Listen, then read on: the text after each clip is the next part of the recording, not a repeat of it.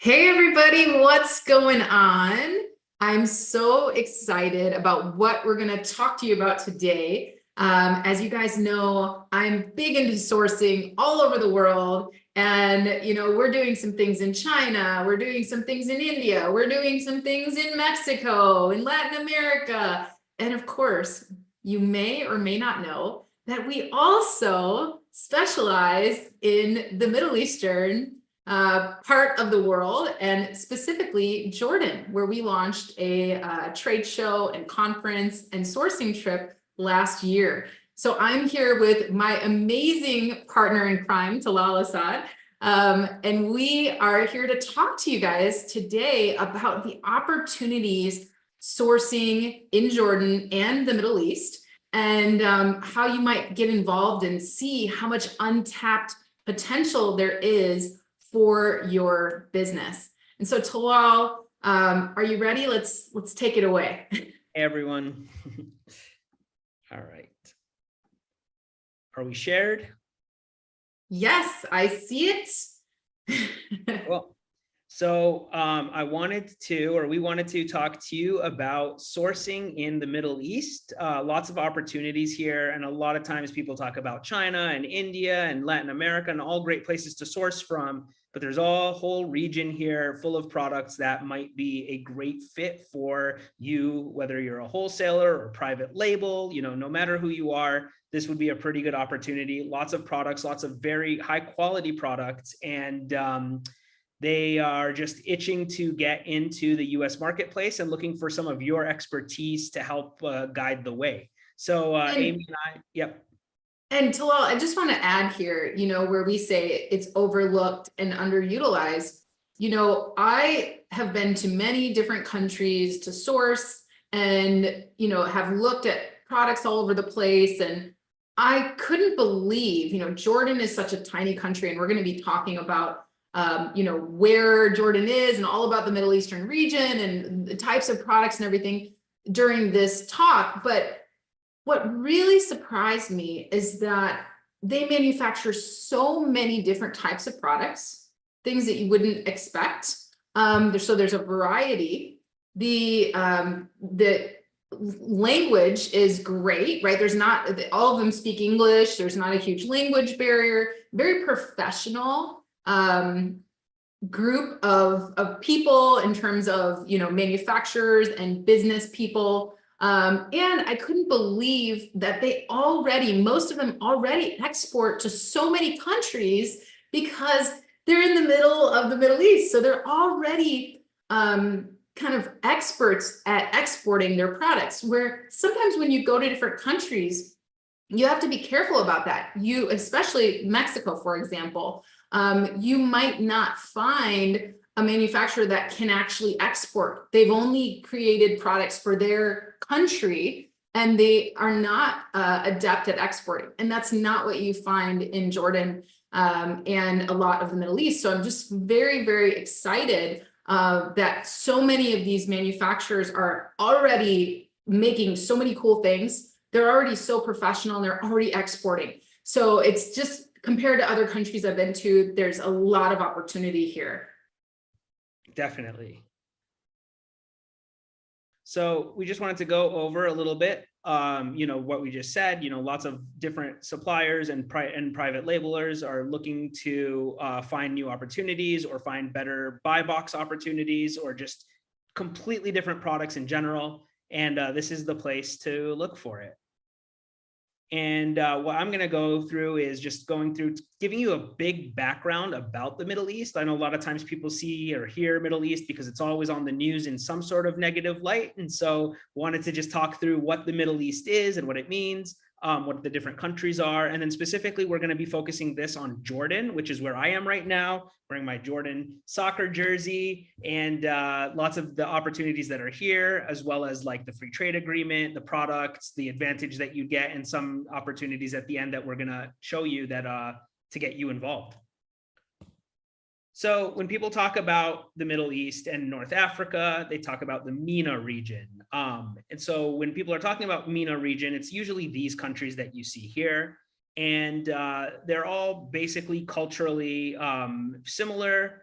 Arabic speaking countries in the MENA region all speak Arabic. There are a couple countries that are not Arabic speaking countries in the Middle East, which we will talk about as well. So what I like to say is it's not a monolith when people say the Middle East, because there are many, like we said, there's many bigger players that might regionally people think are in the Middle East, but are really not typically.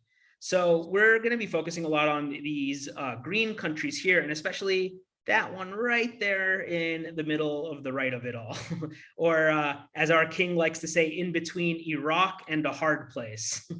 Sorry, it's funny. And so the other bigger countries that are sometimes considered in the MENA region would be Israel and Turkey and Iran, but those are typically aligned themselves with the EU or with Asia, not necessarily the Middle East. So Jordan is specifically in a region of the Middle East called the Levant. Also in Arabic, it's called Balad al-Sham. There's 4 countries that comprise of Levant, and Balad al-Sham means Greater Syria, because back in the Ottoman days, this was a larger territory colony, basically, of Jordan, Palestine, Syria, and Lebanon. And then after World War I, it was split up between England and France. And so that's why Jordanians almost all speak English really, really well. Amy was here last year. She can attest to it. I would say it's probably the most English-speaking foreign country I've ever lived in or been to.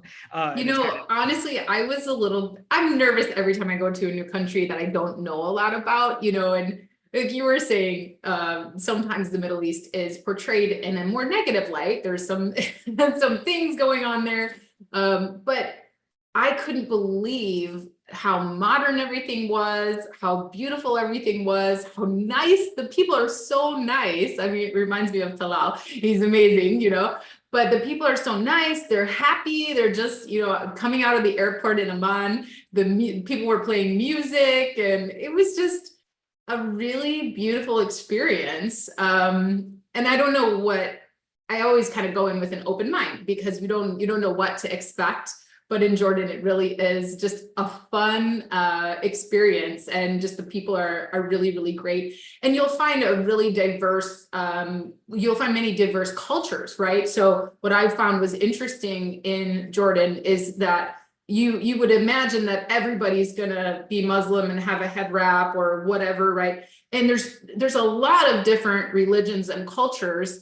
And I couldn't believe, the restaurants that we went to, the bars we went to, there's just a lot of diversity, and it's not exactly what you'd expect.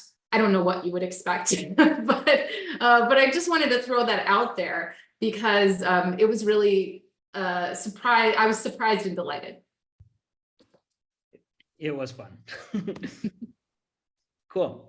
Some of the other regions are the Gulf region, this is basically the petro economies. These are the oil-based economies that are super, super rich, really high quality style of life, lots of disposable income. So Saudi Arabia is the economic powerhouse of the Middle East and of the GCC region. So GCC stands for Gulf Cooperation Council. And then you also have, everyone also talks about Dubai and the United Arab Emirates. So that's another really big economic zone. Of course, though, the population of Dubai is less than half of New York City, I would say. So it's not even that big of the country, but there's so much money coming from there. And these are the oil countries that are in the region. I accidentally highlighted Syria here. I don't know why, but it's everyone but this one up here. And then you have Yemen and Iran. Typically, Yemen is not really considered one of the Gulf regions.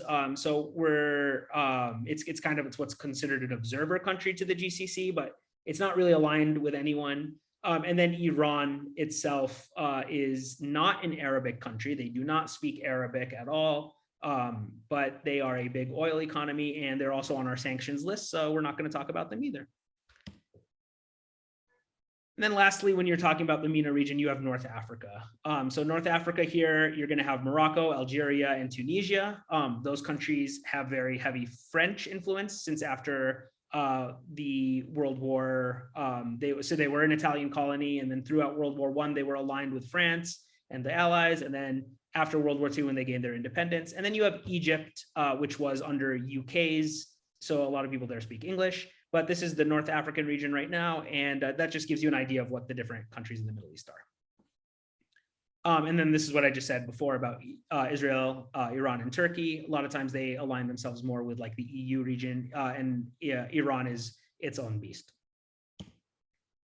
So with all of these things, we want to talk about trade agreements. And this is the reason why Jordan 5 years ago, when I learned about this, or I guess 10 years ago when I learned about this, but like in earnest, when I started selling on Amazon and e-commerce, I'm like, well, I know Jordan has a free trade agreement because I was in high school when it was being negotiated. And I remember it was big news. And so I went around and I talked to a lot of people and went to the American Chamber of Commerce to learn more. And Jordan has one of very, very few free trade agreements with the United States and with Europe. But mainly it's a stronger one with the United States. So what does that mean for you? That means there's no tariffs on imports. There's no tariffs for sourcing and selling in other Middle Eastern countries because they also have a free trade agreement with the Gulf.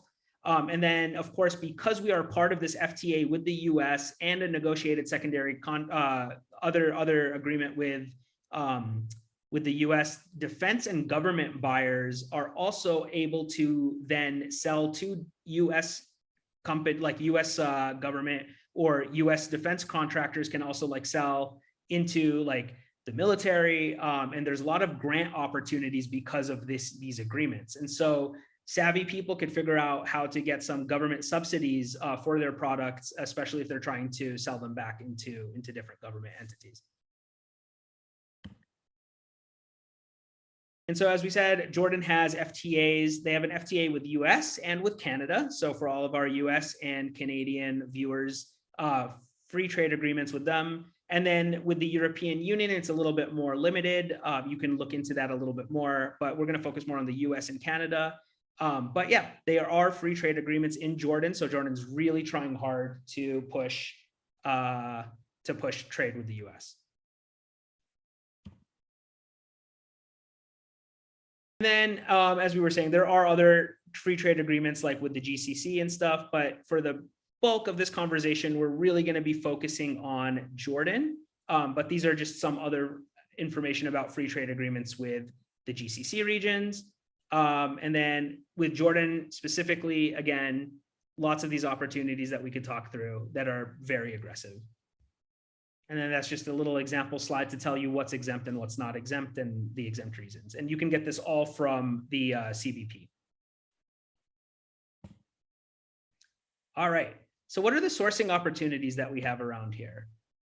So Jordan doesn't really, or not Jordan, but the Middle East in general doesn't have a very strong like Alibaba type central sourcing company. Now, Alibaba has, of course, presence here like they do in Mexico and other places as well. It's just not as built out as Alibaba would be in China.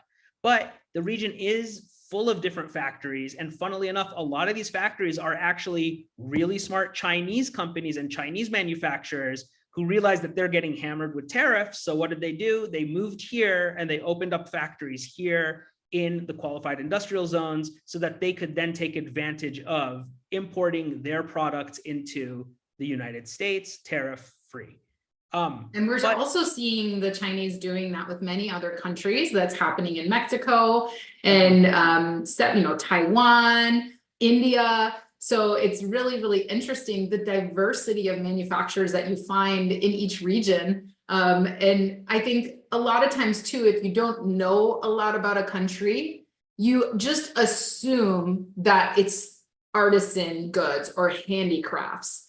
You don't think of, we did last year, we had 55 manufacturers that we trained on accessing the US market, but these were, a lot of them were very, very, capable manufacturers that were producing for major brands like Disney and, so it was really, really impressive to see plastics and wires, cables, textiles, tons of different foods. So we're going to show you guys some categories, but I just wanted to point that out because that's something that I think a lot of people assume about a country that they haven't been to. They just assume, oh, it's just, And if they don't see those manufacturers on something like Alibaba, they just assume, oh, they're not very capable, right? Then that's why they're not on Alibaba, or I can't find them. And it's actually quite the opposite. Exactly. And to go further from like dispelling another myth, a lot of people are just like, well, Saudi Arabia is just one big oil refinery. They don't make anything. But the Crown Prince over there had his Vision 2030, and Vision 2030 is modernizing Saudi Arabia. And it's a completely different country than the one that I grew up in. There's manufacturing, there's lots of stuff going on. They're building out tourism industry. So, you are seeing a much, much bigger push from the Gulf states as well to diversify away from just being a petro economy and into a bigger, a bigger manufacturing economy. So some of the pros for sourcing in Jordan is that duty-free that we were talking about. And a lot of manufacturers are really trying to figure out ways to get business. So they are a lot more amenable to negotiation. They want your business. They want to know how to enter the market. There's many different flexible types of partnerships that you can have with them, whether it's going to be just a pure white label, a wholesale, a private label, custom manufacturing. You could talk to all of them and they'll figure out something that they want to do with you. Another big thing is they are very open to smaller MOQs as well, just to get started, just to see what's going on. So you can do some good trial runs with them. Container pricing, this number might be a little bit outdated. Unfortunately, I don't check this very often, but I think it's running around about $4,500 to East Coast right now. And we also have a duty-free zone in Jordan where the port is, which is on the southern tip of the country on the Red Sea. It's called the Port of Aqaba. It is a duty-free zone. And so you can actually warehouse your products there and never pay tax on them throughout the entire process. So whether you warehouse them there for further export into EU, into other Middle Eastern countries, or into the United States, very cheap warehousing down there that you could store at.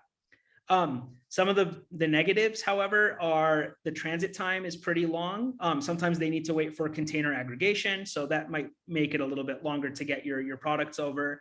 Some EU has some rules as well about duty-free, what is and what isn't duty-free. A lot of times when you're talking to different people, corruption, and I don't want to say corruption and bribery is like rampant, because it's not anymore. There's been a lot of push out of it.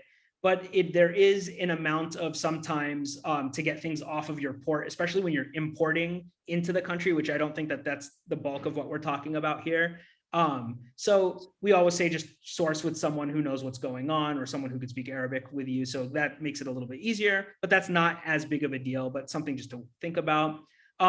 It is not as sophisticated as China. And then India, I wouldn't say is extremely sophisticated in exporting to smaller manufacturers or smaller brands like us, but not as sophisticated as China, nor India, but they are learning and they do want your expertise to help them on this. But at the same time, that's why you get all of these other pros that are above, which is the flexibility.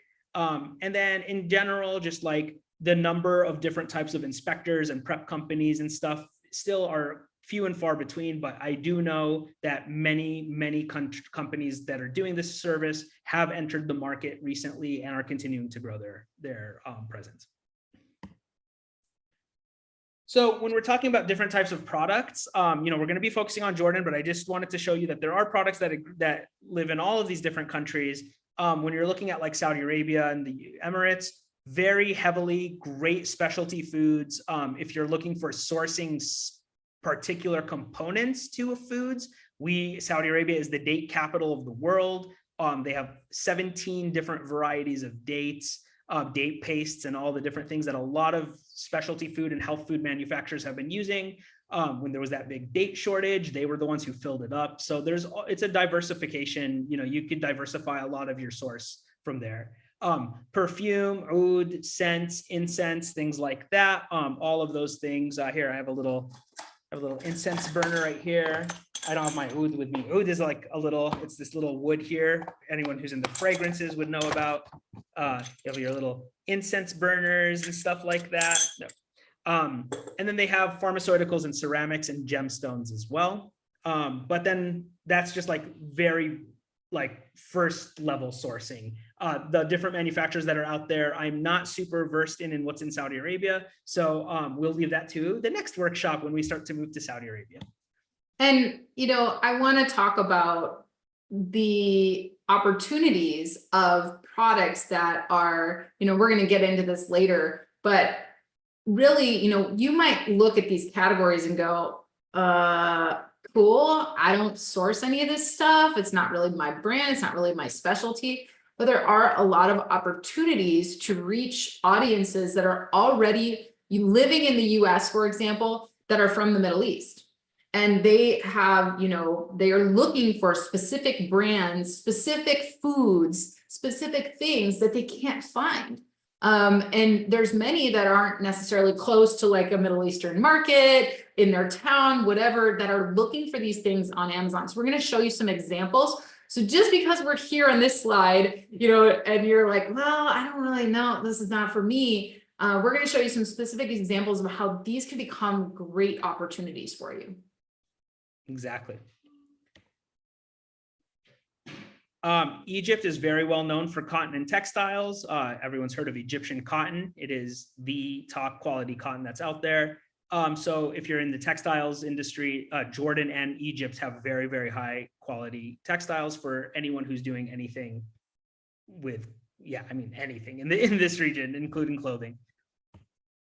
And then Jordan. So Jordan, processed foods. So as Amy talked about, there's a lot of processed foods that people are looking for by name that they just can't find, or they have to go to their corner Arabic store and are now turning more and more online. Plastics, cardboard, packaging materials, papers, boxes, pharmaceutical. I bet if you would be really surprised if you go into your medicine cabinet and you start looking around and look at the made-ins, Jordan is a really big source of a lot of your generic pharmaceuticals. One of my clients, we do generic pharmaceuticals on Amazon and making an absolute killing because it's just such a great quality place. They don't source a lot from they source from all different types of places, but so pharmaceuticals is like a great place if you do have that level of sophistication for that. Apparels and bags, finished jewelry, cleaning, detergent, cosmetics, you name it, it can be manufactured here. And what's kind of interesting is Jordan actually has a trade surplus with the United States. So more products are being exported to the US than the US exports into Jordan. And so the other cool thing is because there's such a free trade agreement and such a heavy push for Jordanian products and Jordanian manufacture, the country itself is very much supported by the American Chamber of Commerce to promote trade between our two countries. And so because of that, we have a very strong American Chamber of Commerce in Jordan who can help all of you with the different resources and different pre-vetted lists of manufacturers and service providers, the ones that have already done exporting or have already sophisticated negotiation and who are compliant with US laws and US exporting, and they get them all up to speed. So that's a really strong point that you have in this country that a lot of other countries don't have, which is a really strong resource background as well. So the different types of sellers who could be sourcing from Jordan, as we mentioned, it's really everyone. You could be a wholesale or a wholesale bundle type person. There's a lot of people who are looking for foreign partners who just want to sell their branded stuff, which sells millions and millions and millions of dollars in the Middle East, as well as in their specialty wholesale shops in the US, that they're like, well, I'm in, 14 states and in 400 stores, but people keep asking me, when am I going to be in, in New Jersey? When am I going to be in Florida? And I'm like, I don't have a wholesaler there. So they're trying to turn online. And I was like, well, why don't you partner with a wholesaler from the US to put you on Amazon and put you on Shopify or Walmart and all the different places that would help you. So from the wholesalers, that's one big place. And then the white labelers as well. So people who just want to slap a label on a product that's already pretty much a finished good, make it your brand. And then even like true private label and true brands, if you're trying to make custom products, you could negotiate with them there as well. So we're talking anyone would want to be interested in sourcing in Jordan. And, during our last conference that we had last year, I just want to emphasize the interest of these manufacturers of working together, right? Everyone is very professional. Again, you don't have the same language barrier and issues. You also have kind of more westernized education in Jordan. So everything is very professional, and the people are very friendly and they want to do business. So it's like about, they're already creating, they're already manufacturing a lot of different categories of goods, as you saw here in this presentation, but just knowing that they're flexible in, expanding what they're currently doing, they're already exporting, and they're very open to working with you in different ways. So that's something that you don't find everywhere, and is sometimes burdened by a language barrier. And you don't have that in Jordan. Exactly. And then we're just going to show you just some example brands that exist, that are kind of iconic brands in the region, and just showing you that there is, in fact, people who are already searching for these companies by brand name. So when we were talking about dessert's not the right word, like it's candy's not either, sweets. So we have the Zalatimo brothers and Zalatimo sweets, and this is like a big region-wide, very, very well known. So there's two actually in this one. So Zalatimo sweets, the red one, is already in the US marketplace. You can see that they are around and they have a lot of brand sales. And then their brother or like the family kind of split, and that's all they knew was sweets. So then you have competing Zalatimos. And so what happens is the red one's already online, but the blue one isn't yet. But people searching for it, you're going to pop up for both of them. And the blue one, I'm sure, is really interested in getting into the United States and siphoning off and growing this category. So you have a pretty good brand here. Then you have some brands that haven't even made it to the US yet. And anyone who's ever come through Jordan, as you know, the Dead Sea, there's only really two places that make Dead Sea products, and Jordan is one of them. And Amy and I did spend some time in the Dead Sea last year, and we could show you some of the mud pictures, but those are kind of embarrassing. No, and it was fun. So like Dead Sea mud is amazing. And how did you feel, Amy, when you were done with your— Oh my gosh, I didn't it was so cool, like floating in the water there, but also like your skin feels so soft and so amazing after that. I didn't want to put anything else on my face. I put like the mud all over my face. And normally like my skin feels dry and I always am putting lotion on it. But after that, like I literally didn't want to put anything on my face because it felt so good and so moisturized. I'm like, man, I need to take some of this home with me. And we did. We stopped at some of the product places, and I took a bunch home with me, and I'm still using it to this day. I love it. Yeah, and it's good stuff. It's definitely, it's amazing. And what's very interesting is a lot of the brands here have not found their way into the United States. So a lot of the Dead Sea brands from Jordan are not in e-commerce in the US, but they are being sold in lots of specialty stores and lots of like beauty stores. Just their online presence is not there. So two big brands that are often searched by name, especially people who are flying in and out of the region and are like, I just finished my beautiful gift bag. So this gift bag that you see here, the Trinité company, you get that at the airport for like $100, and it's like you take it home to someone. So Rivage and Trinité are two companies that would be looking for these types of opportunities as well. And then you have lots of companies that have somewhat established, but only maybe one wholesaler that's currently there, and you could probably get better or do better with them. And so here's an example. This is like Al Amid coffee. If you walked into any single Arabic store in the United States, this is the coffee that is being sold there. And so this is a very, very high quality Turkish coffee, but they also have American coffees as well, which they call filtered coffee or American coffee. They have little sachets of like instant coffee. They have coffee bags, instant coffee bags. So lots of different products. Lots of them aren't in the US yet. People are still searching for them, and they want their, like Amy said, there's a lot of Arabs that live in the US. So 3 million, they're looking for stuff. And then a lot of people visit every year, almost 1 million people every year visit and coming back and saying, oh, I tried this there. Where can I find it? You can't find it. So there's always people searching for these products when they're back in the US and just need your help to get them there. So that brings us into how to get involved. Amy, would you like to talk a little bit? Sure. So, you guys might be wondering, like, how do I actually meet with these suppliers? How do I, get connected? How do I express my interest in sourcing from the Middle East? So we started this, as we mentioned earlier, last year, and, it was so eye-opening for us to see how much opportunity there was, how ready these suppliers are to work with.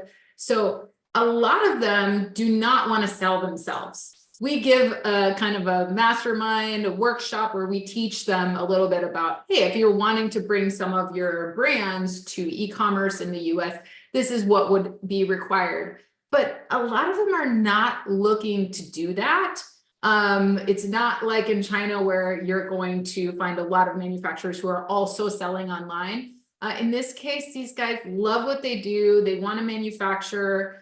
They want to continue creating great brands, great products, and they're looking for partners like you to bring those products to different markets, whether that you're going to bring them to the EU market. There's a lot of opportunities in the Middle Eastern, Amazon markets as well, and then in the US. So this is how you can really get involved and learn more about, expanding your business, expanding your sourcing opportunities, and we can help you in matchmaking with all of these manufacturers that we have contacts for. So moving on to the next slide. So what we're going to do here is we actually have a form that you can fill out. Let's say that you're a private labeler, you practice the wholesale business model on Amazon where you're buying from, in this case, you could buy directly from a manufacturer and then list those products. You could have exclusive rights, that kind of stuff. You can work out different things from some of the examples that we've shown you. But all we're asking you to do on this form is to fill it out. Let us know that you're interested. We're going to ask you a little bit about the categories that you currently source in, what you're selling, and what categories you're interested in potentially sourcing from the Middle East, and then as well as specific products that you might be looking for. Then once we get that information from you, we will attempt to match you up with a supplier in Jordan.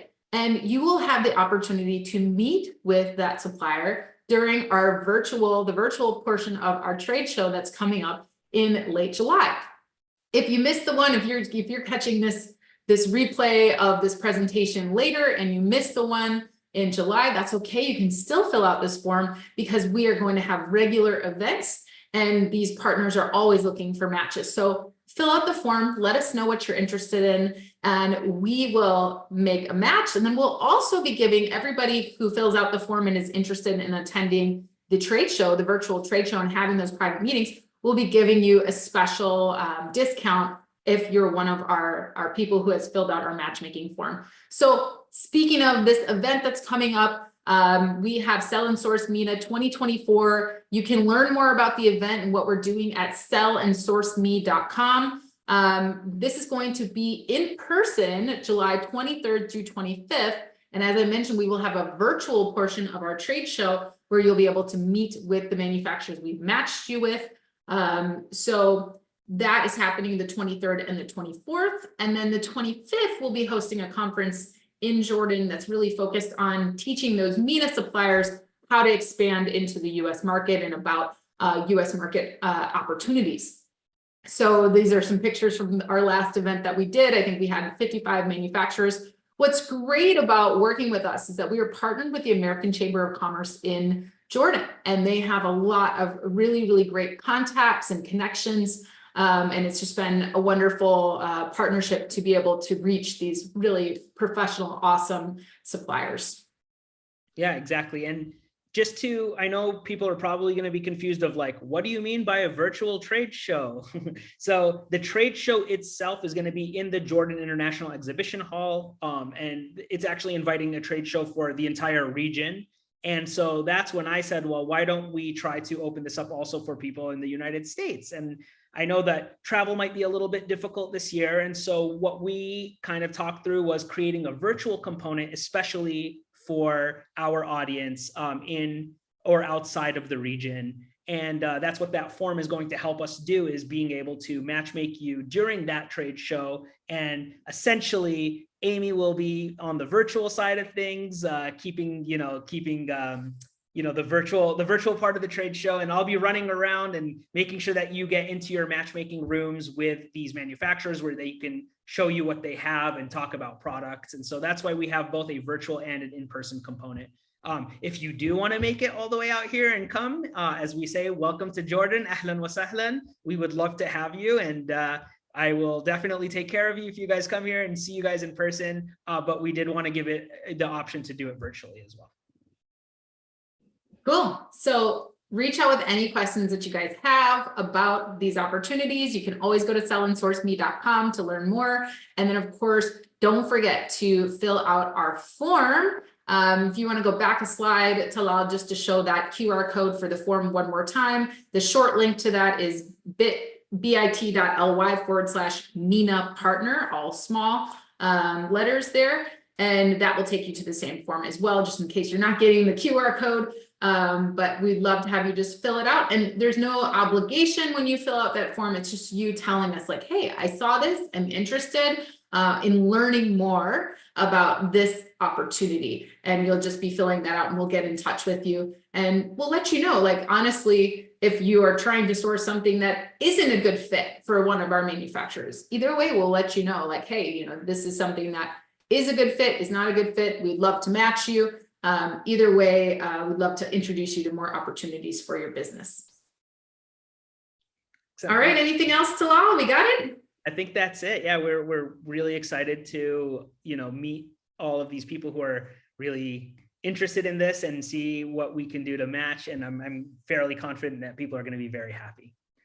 Yes, me as well. All right, everyone. Thank you so much for your time and attention today. And we will hopefully see you either virtually or in person at a future Jordan event. All right. Have a great day, everyone. Bye.